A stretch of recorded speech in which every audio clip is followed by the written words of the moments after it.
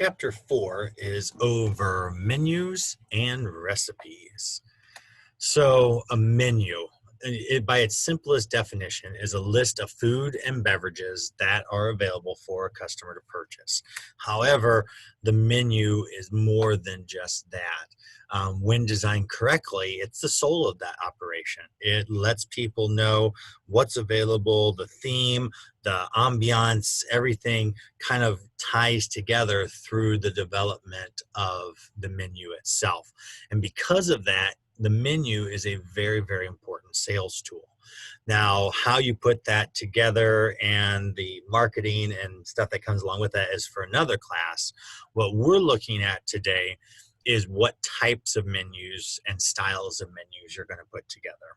And so there's technically three basic styles, the first three, and then the fourth one is one that's a combination. So you have static or fixed menus, cycle menus, market menus, and hybrid menus.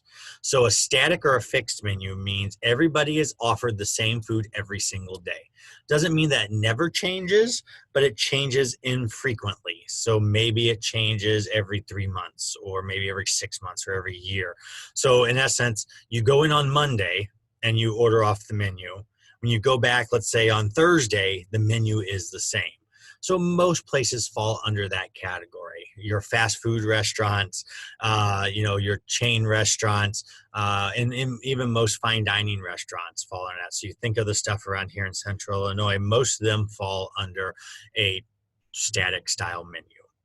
A cycle menu is a menu that is developed for a set period. It changes daily. Every day the menu changes, and then it repeats itself at the end of that cycle. Now, the cycle is determined by the establishment. So a cycle could be just a 7-day cycle. It could be a monthly cycle. It could be a 6-month cycle, anywhere in between, or even longer if they chose to. Longer would be tougher, but not impossible. So places that are cycle menus usually are places that have, quote, a captive audience that doesn't necessarily get away. So like schools, a lot of times schools will be on a cycle menu. Monday is chicken strip day and Tuesday is pizza day, and the menu changes every day, and then it repeats itself. So if you remember growing up and you're, in the lunch line and you remember you couldn't wait until pizza day, if you actually did the math, you found out probably maybe every, 4 weeks or 5 weeks you'd have pizza, is because it was part of that cycle and it would just repeat itself. But it was for a certain amount of time. On the higher end, cruise ships work on cycle menus. Think about it. You're on a cruise for 7 days. It doesn't make sense to have 30 days worth of food, of menus. You do the same 7 things every single week, and it's different people every week. So it makes the most sense, but it gives those people who are on that cruise ship variety for those 7 days that they're there.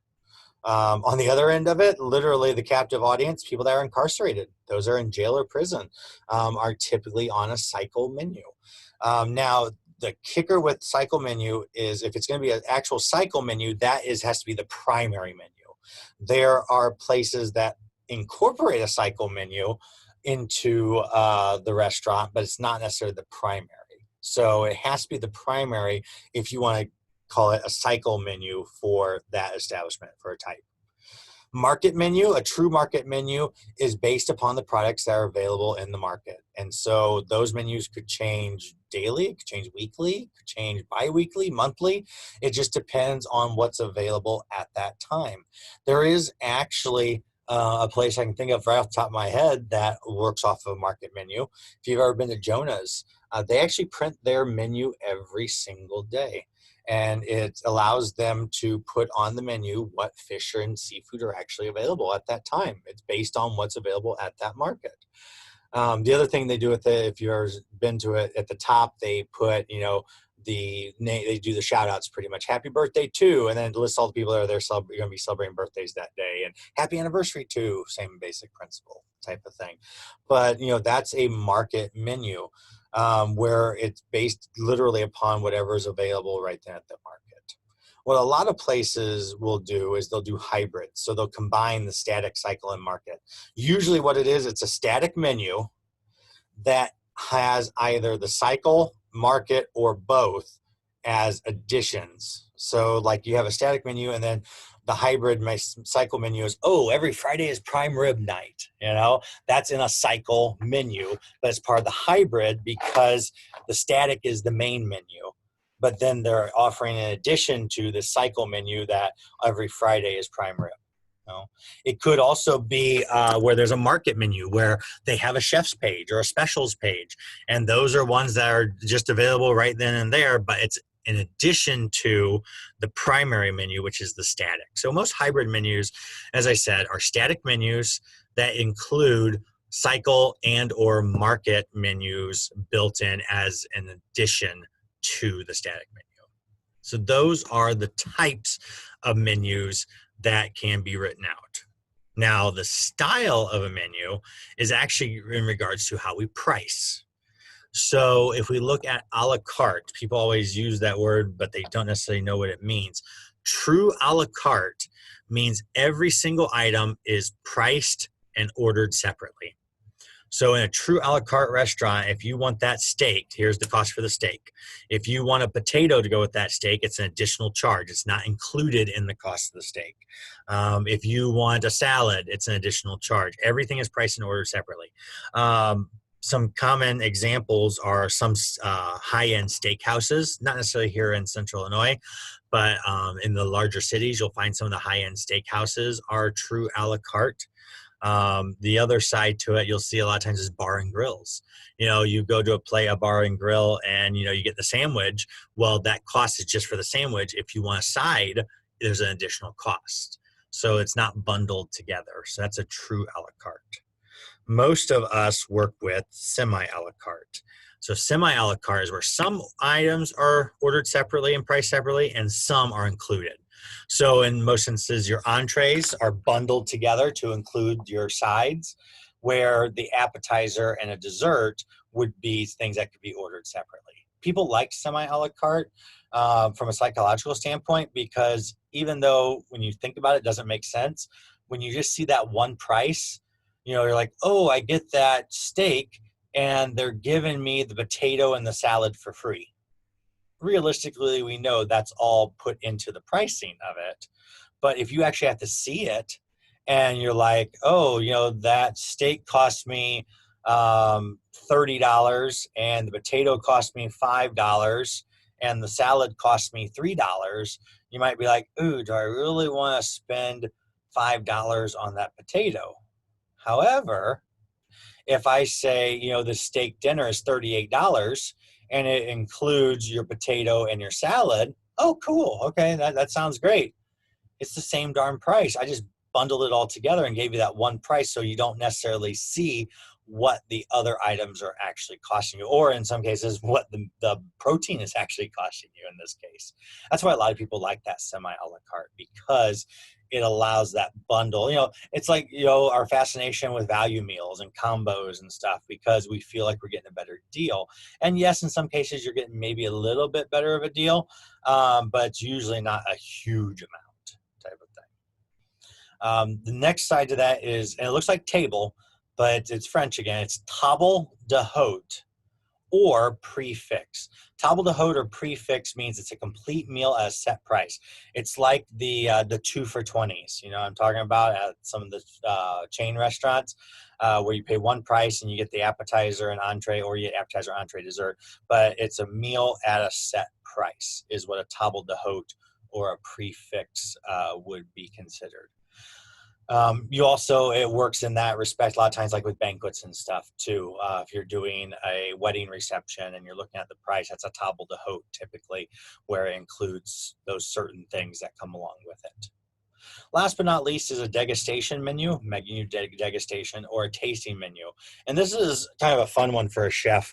This allows you to do small portions in multiple courses for one price. With these other ones, for the most part, the customer's in charge of the journey. Oh, I'm going to order this, and I'm going to have this, and I'm going to have this. If you're doing a tasting menu or degustation menu, the customer is telling you, you know what, take me on a culinary journey.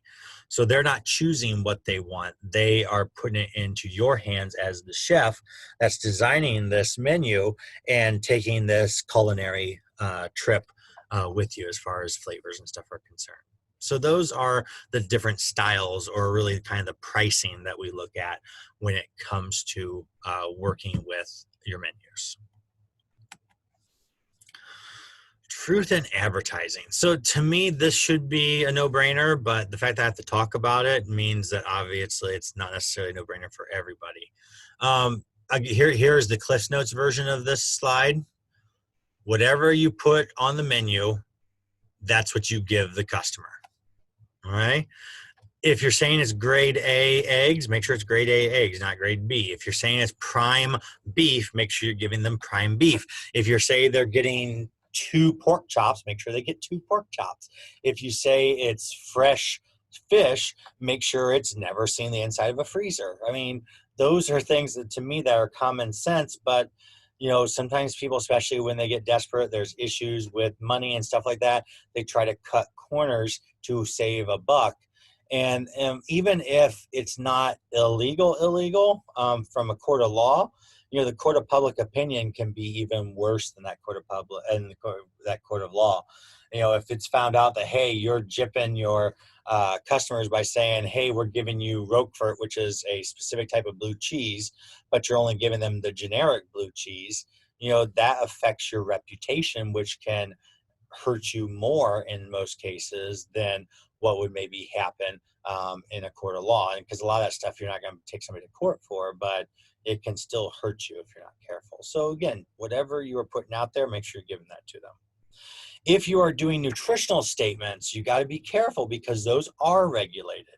If you say something is low fat, there is actually a boundary that you cannot go over when it comes to the fat content. And the thing is then that has to be verified by a third-party source. So you actually have to send your menus and stuff and your recipes to typically third-party nutritionists who will calculate the fat and the salt and all that stuff.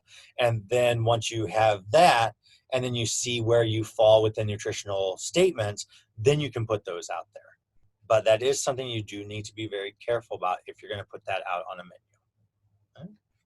Also note that the consumer safety advisories are usually required on menus. The Department of Public Health recommends that eating raw or undercooked pork, eggs, blah, blah, blah, can contribute. You've seen that before. It's just kind of that catch-all. Hey, we're warning you that if you order your steak, anything besides well done, there is an increased risk of you getting sick. But then you're eating a well done steak. And so, I'll take the risk personally. Hi, recipes. So in your textbooks, we are using what's called institutional recipes. These are generic recipes that can be adapted for whatever situation you might be in. In fact, a lot of recipes will include variations of ways you can change up the recipes, which is good for the learning environment and when you're starting to pull things together. But when you actually are running a restaurant, you want to have standardized recipes. Every single item that you create in that kitchen of yours in your restaurant should have a standardized recipe. That standardized recipe is going to produce a known quality and quantity of food for your specific operation. That recipe is tailored specifically to your kitchen with your equipment, your employees, the whole 9 yards. So standardized recipes will include the type and amount of each ingredient specifically. No ifs, ands, or buts. How to prep it, how to cook it, how much it yields, and what size you give your customers.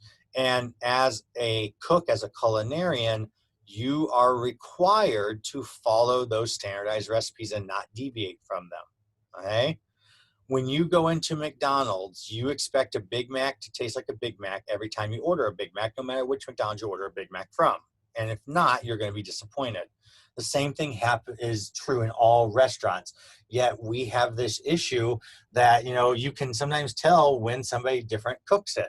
Just like they say in the bar, I can tell when this bartender, makes my drink. You shouldn't be able to, because there should be a standardized recipe that comes out the same every single time if followed to the letter. And all employees are expected to follow that recipe to the letter, so it always comes out the same way each and every time, because you don't want your customer to be disappointed coming in and expecting a certain flavor and it's different because the recipe was not done the same. When we measure, there are three basic formats that we use. You have weight, which of course is the heaviness of a substance, grams, ounces, pounds, tons. We typically stay to out of the metric and into the imperial side as far as the pounds and ounces. If you take Chef Keith's modern cuisine class, he does use metric, because if you're used to it, it is actually easier once you know the process and what is what, and also you're able to do a lot smaller increments more accurately than you can with what we're used to in pounds and ounces. Volume means how much space is taken up, so cups, gallons, teaspoons, fluid ounces, bushels or liters. Again, we don't use the metric, we use the imperial side. And then count, of course, is just looking at individual, so we need 6 eggs, looking at how many comes along with that. As you said, the U.S. imperial system, pounds and ounces, cups and volume. Metric system, everyone else uses, I think, pretty much grams, liters, and meters for those. That, ladies and gentlemen, is chapter 4 over menus and recipes. Thanks for watching, and see you at the next lecture.